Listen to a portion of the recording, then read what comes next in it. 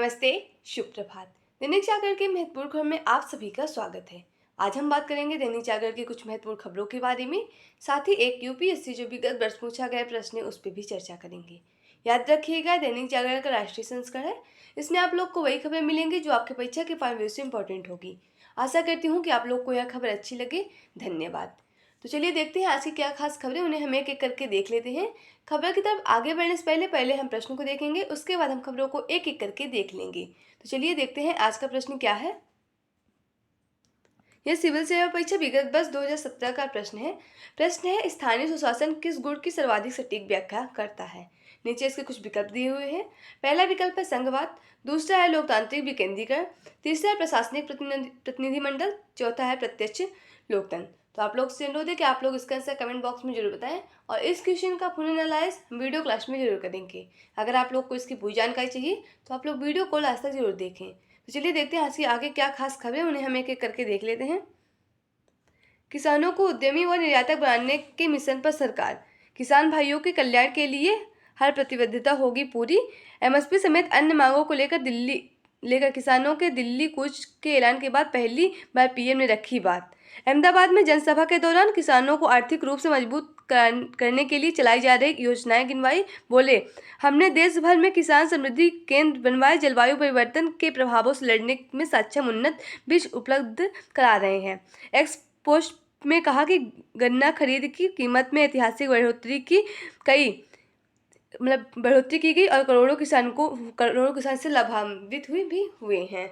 आप देख रहे हैं कि जो किसानों का आंदोलन चल रहा है ना, उसी को संबोधित करते हुए प्रधानमंत्री नरेंद्र मोदी पहली बार रखी है अपनी बात, और उससे में अपनी जो आगे योजनाएं बनाई थी उन्हें भी बताया कि ये योजनाएं चलाई गई हैं। और जो इस बार की देखें कि जो गन्ना की खरीदारी में काफ़ी ऐतिहासिक बढ़ोतरी भी हुई है, उसके बारे में भी बताया कि उसमें से किसानों को काफ़ी लाभान्वित भी होंगे। इसमें काफ़ी किसानों को इसमें से लाभ भी मिल रहा होगा।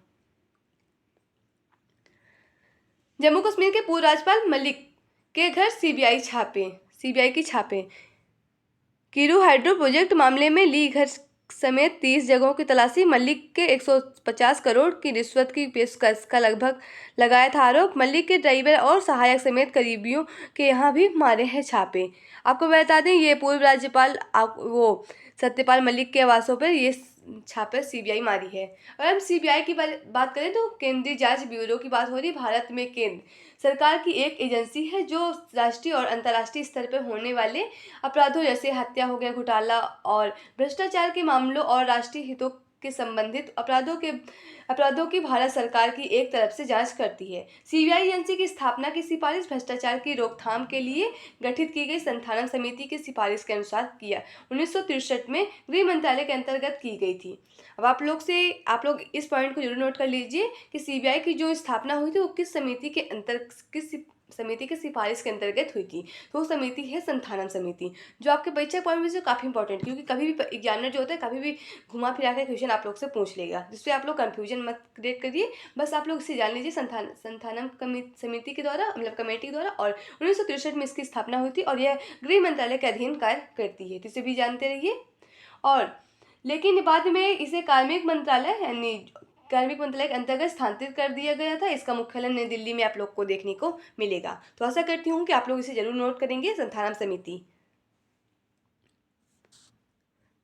दारुल उलूम ने गजवाए ए हिंद को बताया वैध। राष्ट्रीय बाल अधिकार संरक्षण आयोग ने प्राथमिक दर्ज कराने का दिया आदेश।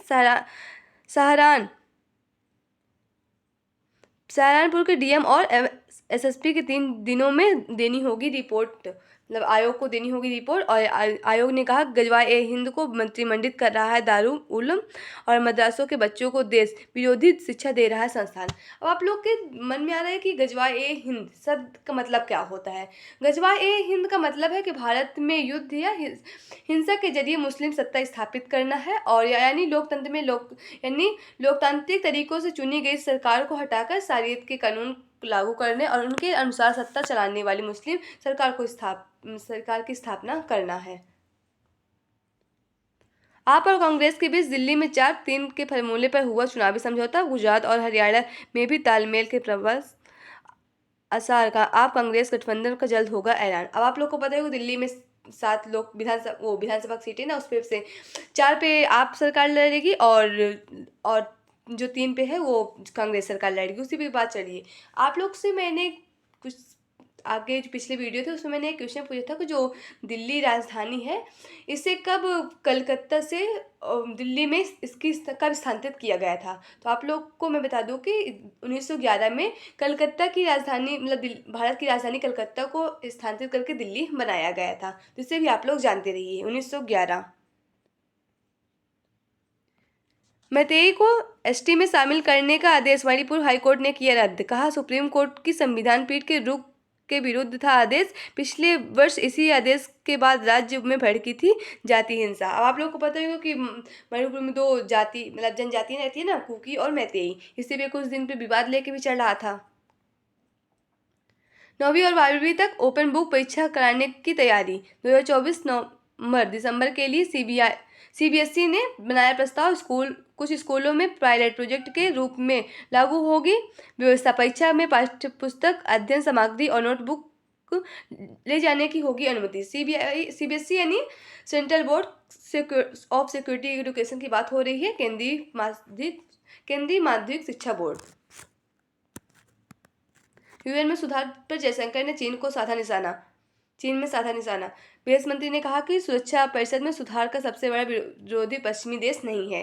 प्रमुख चुनौती स्थिति का समाधान निकालने में असफल रहा यूएन। अब देख रहे हैं जो भारत को शामिल करने की बात हो रही है ना यूएन में, तो उसी पे लेकर चर्चाएं चल रही है। यूएन यानी संयुक्त राष्ट्र की बात हो रही है, यूनाइटेड नेशन की बात हो रही है। इसकी स्थापना कब हुई थी और इसका मुख्यालय कहाँ, इसे आप लोग कमेंट बॉक्स में जरूर बताएं। भारत अगले 10 वर्षों तक 6 से 8% दर की से बढ़ रहा है आगे। वैश्णव ने कहा, यह जो हमारे केंद्रीय मंत्री अश्विनी वैष्णव उन्होंने कहा कि अगले 5 साल में भारत के 2047 तक एक विकसित देश बनाने की नींव रखेगी। भारतीयों के लिए अब और कम होगी अमेरिकी वीजा का इंतजार। अमेरिकी मुख्यमंत्री ने कहा कि वीजा जारी करने में लगने वाले समय को कम से कम किए जाने का हो रहा है प्रयास। पिछले साल आगंतुक वीजा जारी करने के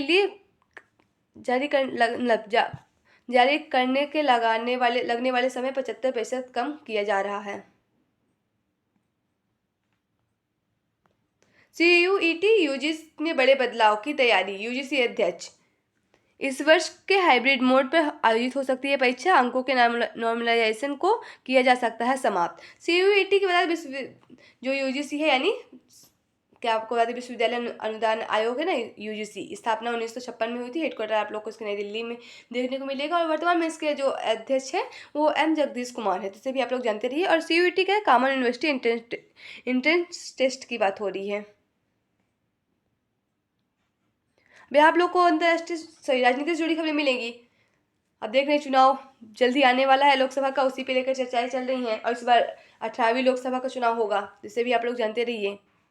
जो भी आपके परीक्षा पॉइंट से कभी भी पूछ सकता है कि 2024 में हो रहे जो चुनाव कौन से क्रम का है, कौन से संस्करण का है, तो उसे भी आप लोग जानते रहिए। अगर हम बात करें कि जो हम लोग बात कर रहे थे कंट्री और जो विश्व के कंट्री और देश थे उनके बारे में हम लोग बात कर रहे थे ना कि जो वर्ल्ड में जितनी भी कंट्री उनकी कैपिटल और उनकी करेंसी के बारे में हम लोग जानकारी लेंगे। धीरे धीरे हमने 10-10 करके याद करें ताकि आप लोग को याद हो जाए। आशा करती हूँ कि आप लोग को ये याद हो रहा होगा। अगर बाई चांस अगर कंट्री और जो करेंसी दोनों चीज़ याद होती है तो बहुत अच्छी बात है। अगर करेंसी नहीं याद होती, लेकिन आप लोग इतना ध्यान रखें जो भारत के पड़ोसी देश हैं उनकी करेंसी और उनकी राजधानी जरूर याद होनी चाहिए, जो आपके परीक्षा के पॉइंट व्यू से काफ़ी इंपॉर्टेंट है। क्योंकि एग्जाम में कभी भी घुमा फिरा के कोई ना कोई देश जो पड़ोसी होते हैं उनके कभी करेंसी से पूछ लेगा क्वेश्चन, तो कभी आप उनके कैपिटल से पूछ लेगा, तो इससे आप लोग जरूर पढ़िए। तो चलिए आज हम आगे की सीरीज को और बढ़ाते हुए आज का जो 10 कंट्री है उनके बारे में थोड़ी जानकारी ले लेते हैं।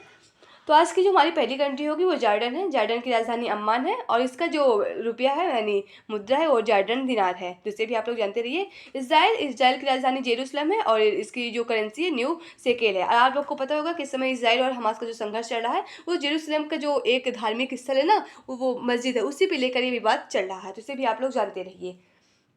कतर की राजधानी दोहा, इसकी मुद्रा रियाल है। और मिस्र की राजधानी काहिरा है, इसकी जो करेंसी है पाउंड है। दक्षिण अफ्रीका, इसकी राजधानी प्रिटोरिया है और इसकी जो मुद्रा है वो रैंड है। और लीबिया, इसकी राजधानी त्रिपोली है, इसकी जो मुद्रा है दिनार है।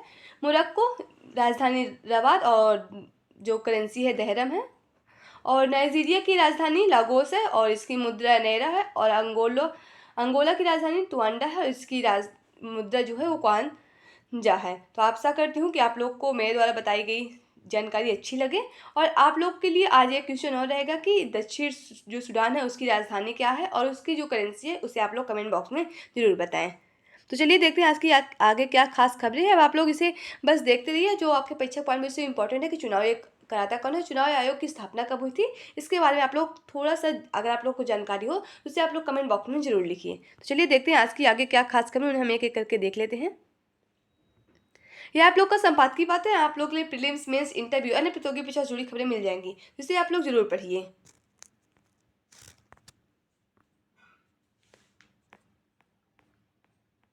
सकारात्मक बदलाव की दिशा में अग्रसर। पिछले एक दशक के दौरान भारत में तीव्र आर्थिक विकास हुआ। भारतीय आर्थिक विश्व की 5वीं सबसे बड़ी आर्थिक बन गई है, जो आगामी 5 वर्ष में तीसरी सबसे बड़ी बन जाएगी, ऐसा आकलन विश्व के कई वित्तीय संस्थान कह रहे हैं। आज विश्व के कई देश पूंजीवादी मॉडल से निराश होकर भारतीय आर्थिक मॉडल को अपनाने की बात करने लगे। भारतीय अर्थव्यवस्था से संबंधित बीते कुछ समय के दौरान ऐसे अनेक तथ्य सामने आए हैं जो इस बात की पुष्टि करने के लिए प्रतीत होते हैं। भारतीय अर्थव्यवस्था में बढ़ रहे निवेशकों का भरोसा। स्टैच्यू ऑफ यूनिटी से स्टैच्यू ऑफ यूनिटी तक क्रूज से सफर। मध्य प्रदेश सरकार राज्य के मुख्य आकर्षण अंकेश्वर से स्टैच्यू ऑफ यूनिटी और गुजरात के स्टैच्यू ऑफ यूनिटी के बीच नर्मदा नदी के करीब 130 किलोमीटर तक क्रूज चलाएगी। स्टैच्यू ऑफ यूनिटी के धाराओं की कुंची तक पर्यटकों को सड़क मार्ग में लाया जाएगा। इस दौरान अंकलेश्वर, महेश्वर, मांडू आदि जगहों में घूमते हुए क्रूज तक पहुंचाया जाएगा। यहाँ से क्रूज में सवार होकर पर्यटक सरदार सरोवर बांध जाएंगे और फिर स्टैच्यू ऑफ यूनिटी पहुंचेंगे। इस तरह से 190 किलोमीटर सड़क मार्ग और 130 किलोमीटर जल मार्ग की यात्रा होगी। अब देखते हैं जल मार्ग के लिए मतलब जो क्रूज सफर चलाया जा रहा है, मध्य सरकार करेगी संचालन, गुजरात सरकार ने किया इसका समन्वय। अब आप लोग को अंतर्राष्ट्रीय से जुड़ी खबरें मिलेंगी। भारत से थाईलैंड पहुंचे भगवान बुद्ध के अवशेष।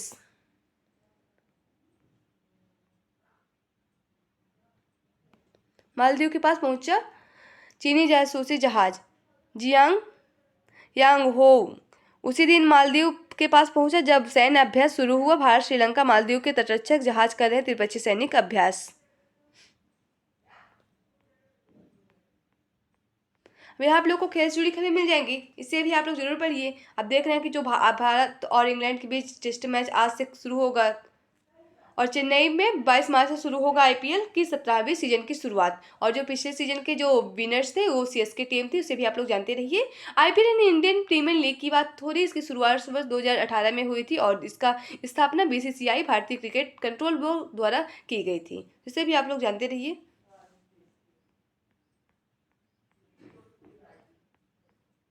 यहाँ आपको परीक्षा के पॉइंट से जनरल नॉलेज से जुड़ी खबरें मिल जाएगी, जिसे आप लोग जरूर पढ़िए। अमेरिका में खुली दुनिया की पहली कपास मिल। 1813 में आज ही के दिन अमेरिका में दुनिया की पहली कपास मिल खुली। इसे कटाई से लेकर बुनाई तक कपास निर्माण की पूरी प्रक्रिया बिजली द्वारा की जाती है। 1 लाख अरब डॉलर लगते हैं। इस मिल के बोस्टन मैन्युफैक्चरिंग कंपनी में स्थापित किया गया था। मतलब 1 लाख की डॉलर लागत थी उस समय और इस मिल को बोस्टन मैन्युफैक्चरिंग कंपनी ने स्थापित किया था। किडनी ट्रांसप्लांट करवाने वाले मरीजों के जीवन में को आसान बनाएगा यह tool. Bharat, Australia, America, Britain, France, Korea के विज्ञानियों ने मिलकर तैयार किया शोध में 20 देशों के 249 वयस्क किडनी प्रत्यारोपण प्राप्तकर्ताओं का हुआ शोध। उम्मीद है कि भारत सहित दुनिया भर के चिकित्सा इसका उपयोग करेंगे। भी आप लोग को मूवी से जुड़ी खबरें मिल जाएंगी, इंटरेस्ट हो तो पढ़िए, ना हो तो कोई बात ही नहीं। तो आज की खबरें समाप्त होती है। आशा करती हूँ कि आप लोग को यह खबर अच्छी लगे। अगर खबर अच्छी लगे तो कृपया चैनल को लाइक, शेयर, सब्सक्राइब जरूर करें। अगर आप लोग के पास कोई सुझाव है तो भी आप लोग हमसे साझा कर सकते हैं। तो चलिए देखते हैं आज का जो प्रश्न था उसको हम लोग विश्लेषण कर लेते हैं। आज का प्रश्न था स्थानीय स्वशासन किस गुण से सर्वाधिक सटीक व्याख्या करता है, किस गुण की सर्वाधिक सटीक व्याख्या करता है। तो इसका सही जवाब होगा ऑप्शन बी यानी लोकतांत्रिक विकेंद्रीकरण। तो चलिए इसका हम लोग थोड़ा सा विश्लेषण देख लेते हैं। लोकतंत्र का अर्थ है सत्ता का विकेंद्रीकरण और लोगों को अधिक से अधिक शक्ति प्रदान करना। स्थानीय स्वशासन के विकेंद्रीकरण एवं सहभागी लोकतंत्र के साधन के रूप में भी देखा जा सकता है। समुदाय विकास कार्यक्रम 1952 और राष्ट्रीय विस्तार सेवा 1953 के कामकाज की जांच करने तथा उनके बेहतर कामकाज हेतु उपाय सुलझाने के लिए भारत सरकार ने जनवरी 1957 में बलवंत राय मेहता की अध्यक्षता में एक समिति गठित की थी। समिति ने नवंबर 1957 में अपनी रिपोर्ट प्रस्तुत की और लोकतांत्रिक विकेंद्रीकरण की योजना की स्थापना की सिफारिश की, जिसके अंतर्गत अंततः पंचायती राज या स्थानीय स्वशासन की इकाई के रूप में जाना जाने लगा। अतः कथन भी सही जवाब है। तो आज की खबरें समाप्त होती है। आशा करती हूँ कि आप लोग को यह खबर अच्छी लगे। धन्यवाद।